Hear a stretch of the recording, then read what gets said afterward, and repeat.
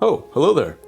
I used to think that Easter was copied and pasted from earlier pagan myths. I thought it was a pagan holiday. Atheists all over the internet now claim that Christianity clearly was just copied and pasted from earlier pagan myths.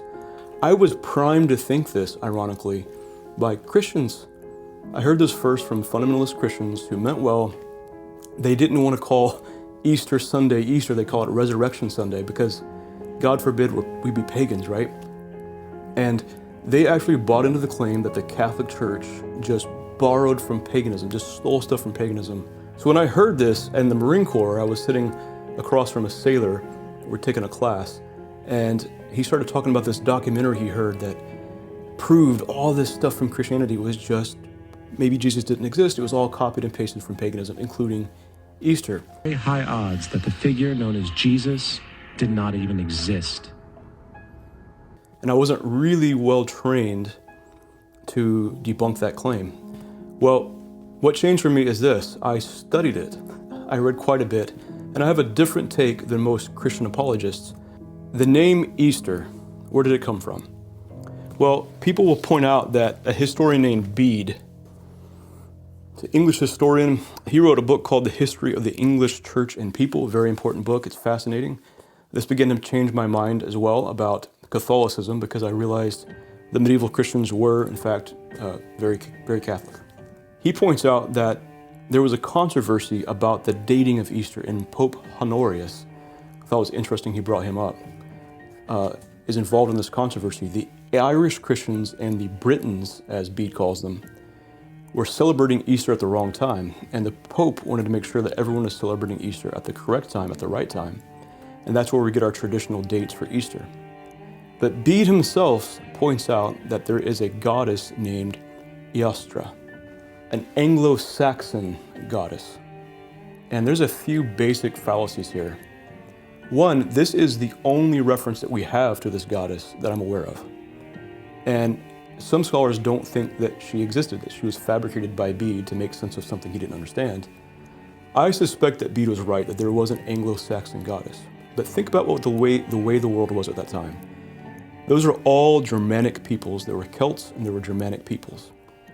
The Anglo-Saxons were Germanic peoples. They were pagan, but they became Christian. So if you think about it like this, if a Muslim becomes a Christian, that's a big deal. You can't actually make a Muslim who grew up in Saudi Arabia or Afghanistan American overnight, and you shouldn't try. If they come to Christ, it's a very brave decision that I would applaud. They're going to still have their entire cultural traditions that they've been raised in. The same was true for the pagans. When they came to Christ and were baptized into the church, they brought with them their culture. And the Catholic Church recognized some things that were true in their culture, just like we would recognize things that are true in Islam. I think this should make sense, right? And so they would point out things that were true in some of the pagan beliefs. And pagan isn't really a unified religion. It just means like the common religion of the local people. A lot of diversity in paganism. But not everything they believed was false. And so if there were points of truth or shadows or echoes of what was true, missionaries might point out, hey, you have this. This is true. This is fulfilled in a greater way in Christ and his church. And an interesting thing in Bede, side note, in chapter 13, there's a chapter called Edwin, who holds a council with his chief men about accepting the faith of Christ. The high priest destroys his own altars in about 627 AD. So when he heard this, the king answered that it was his will as well as his duty to accept the faith that Paulinus had taught, but said that he must still discuss the matter with his principal advisors and friends, so that if they were in agreement with him, they might all be cleansed together in Christ, the fount of life. These people were converting to Christianity, and that's why Europe became Christian. Here's one of the fallacies.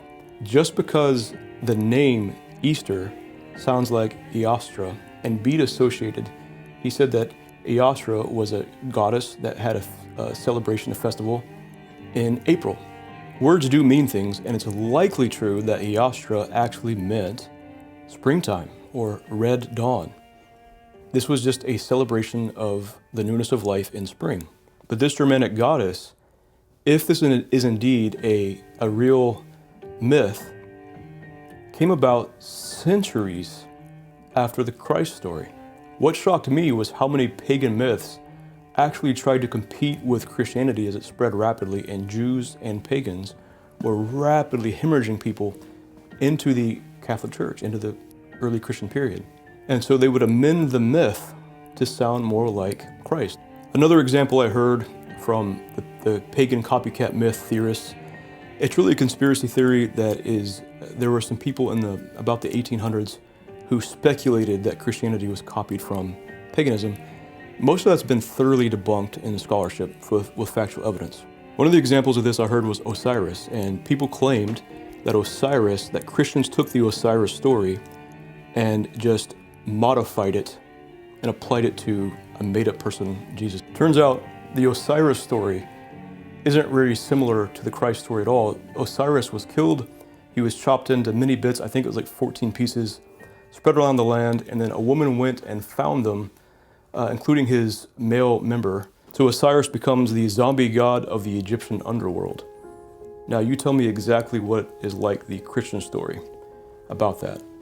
Is there some very shadowy similarity of a dying and rising God? Yeah, that's where the similarity ends. And it's a total lack of familiarity with either story to say that it's a copy-paste. Here's where my take is a little bit different than some people's. Rather than debunk the specific claims, let's just talk about what myth is. And I'm gonna refer to C.S. Lewis here. Myth, we often think colloquially that myth is something that's just untrue, it's totally made up. Myth is really deeper than that. Myth is a sort of a meta-narrative. It's a story about the world that tries to make sense of the world. In the ancient world, they would have myths about the creation, about the nature of reality, whether the creation was created out of violence, the corpse of a dead god, the gods are warring, and then they take one of the gods is killed, they take the corpse and create the heavens, the space, the night sky out of that corpse. And then humans are made as slaves to the gods. Contrast that with the book of Genesis, where in this creation story, there is one God who desires fellowship with humanity, who makes humanity in his image, male and female, made in his image, and creates a garden and a cosmic temple to fellowship with the humans made in his image, and then declares that it's all very good. These are stories that make sense of reality. And the modern world became skeptical of myth, but the reality is we have myths too, trust me. Just imagine for a minute that there is truth in religion. Just imagine that for a minute. What if God actually exists? What if there is a transcendent layer to the world? What if the spiritual realm exists? What if we're not the only persons, you and I, humans? Our species is not the only persons in existence. There's aliens, demons, God himself. And now say that these non-human persons have interfered in the affairs of humanity for millennia. Justin Martyr, an early Christian, took the early pagan myths to have some semblance of truth, but he thought that many of them were distortions by demons trying to bend humanity downwards. And he might think of something like the human sacrifices. I think he's onto something, but I think there's something else even deeper here as well. The famous apologist, but really he's a thinker, a scholar, C.S. Lewis, the late C.S. Lewis, wrote an essay called Myth Became Fact, and you can read that in the collection of works called God in the Dock. As you know, C.S. Lewis loved the pagan myths, as I do. He knew them better than I do, but I love the Germanic myths. I love Wagner and the saga of the Volsungs, Balder the Beautiful, Thor, Loki. C.S. Lewis took those myths, which he loved, and he thought that there was, in fact, for all the falsehoods, there was some semblance of truth in them. He says, now as myth transcends thought, incarnation transcends myth. The heart of Christianity is a myth, which is also a fact.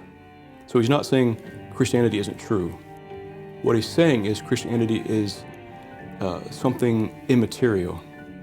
It's a unifying story. But it's become fact. The old myth of the dying God, without ceasing to be myth, comes down from the heaven of legend and imagination to the earth of history. And this is really what blew my mind about Christianity. This is the reason I decided to stay a Christian. Because it's true, the more I studied the life of Jesus, the more I understood that the transcendent met the world in which I live. The world of story, the world of beauty, the world of morality is incarnated in the world, particularly at one point on a cross 2,000 years ago. It happens at a particular date. It actually happens in a particular place, followed by definable historical consequences: the birth of the church, the conversions of Europe. We pass from a Balder, remember Balder the Beautiful, or an Osiris, dying nobody knows when or where, to a historical person, crucified. It is all in order, under Pontius Pilate. By becoming fact, it does not cease to be myth. That is the miracle. I suspect that men have sometimes derived more spiritual sustenance from myths they did not believe than the religion they professed. To be truly Christian, we must both assent to the historical fact and also receive the myth, fact though it has become, with the same imaginative embrace which we accord to all myths. The modernist, the extreme modernist, infidel in all but name, need not be called a fool or hypocrite because he obstinately retains, even in the midst of his intellectual atheism, the language, rites, sacraments, and story of the Christians. Those who do not know that this great myth became fact when the Virgin conceived are indeed to be pitied. God is more than a God, not less. Christ is more than Balder, not less. We must not be ashamed of the mythical radiance resting in our theology. We must not be nervous about parallels. They ought to be there. It would be a stumbling block if they weren't. So why did so many pagans throughout the Germanic peoples, the Celts, etc., Anglo-Saxons convert to Christianity? Now, the popular myth is it was all by the sword, but that's not really true, is it? So many chose voluntarily to become Christian. Some fought, some rejected it, and continued to sacrifice humans. But so many of them converted because A, their paganism wasn't working for them, and B, because there were similarities between what they already knew to be true and Christianity, which is seen as the fullness of truth. So is Easter pagan? Well, you might be able to connect the name Easter to Eostra, but we also have Thursday, which is Thor's Day, and there's nothing wrong with that. We have August, which is Augustus Caesar. The state of Virginia is named after the Virgin Queen of England. Maryland is named after Mary. Names mean things and they influence our culture, but those pagan peoples Christianized, and their culture didn't divorce themselves totally from their own culture. Their culture was baptized. And even if Germanic pagans did celebrate spring or new life, that would kind of make sense. That doesn't bother me at all. It takes away nothing from the fact that there was a historical person called Jesus of Nazareth. Historians are confident in this. And they're also confident, even if you don't believe the Bible is inspired, that Jesus of Nazareth was crucified under Pontius Pilate. Tacitus is an ancient Roman historian. He refers to this. There's Tacitus. There's Lucian. He's an ancient pagan who made fun of Christians. But from him, we find this is really early after the life of Jesus. This is pagan attestation to the existence of Jesus, who he says the Christians worshipped. It means they thought he was God, that he'd risen again. And he says that they had priests. Most scholars actually believe that 1 Corinthians was written by the Apostle Paul, that Paul, formerly named Saul, really did hate Christianity, persecuted it, and then really did have a religious experience in which he thought he saw the risen Jesus after he had been crucified. And this enemy of Christ became a Christian to his death because he was convinced he saw him. This is all strong historical evidence for the life of Jesus. These weren't later made up pagan myths applied to Christ. 1 Corinthians 15 was written within 20 or 30 years of the resurrection story. And I'm getting older now, so I remember things that happened 20 or 30 years ago, especially something that big, that happened that much impact on culture. In 1 Corinthians 15, there's actually a creed. Scholars believe that when Paul said, that Christ died, that he was buried according to the scriptures, and that he rose again on the third day, and that he was seen of 500 people at once. This is probably an early creed that some scholars believe Christians had already been saying.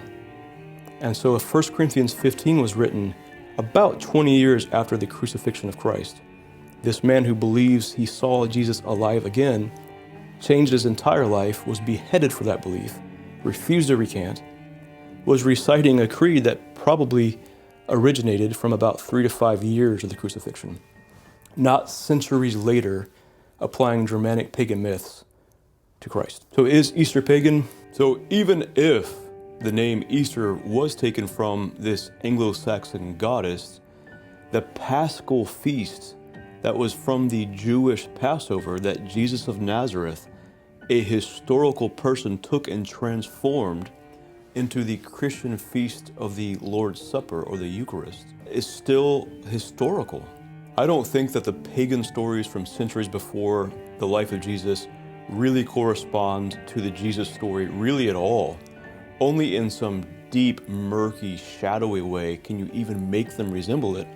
But even if we granted that, even if we grant that the name Easter was applied to that Paschal feast from a pagan goddess as Germanic peoples converted, that doesn't take away from the Jesus story itself. Even if we grant, which I really don't, that the pagan stories of dying and rising gods are very similar to the Jesus story, even if we granted it, it doesn't take away from historical facts that historians accept about the life, the death of Jesus of Nazareth. He was a historical person who was really crucified, who was really buried. People really knew him. People really thought that they saw him alive after the grave. The name Easter no more takes away from the Paschal feast of Christ than the name Thursday takes away from the reality of the 5th day of the week. No. If you're somebody who identifies with paganism, I would invite you to look back into Christianity and why so many pagans resonated with the story, this myth of Christianity. The true myth become fact. Happy Easter, everybody. I hope you know that your life matters. God loves you, so live your life to the fullest. Enjoy your life. Don't check out early, okay? As always, thanks for watching. God bless.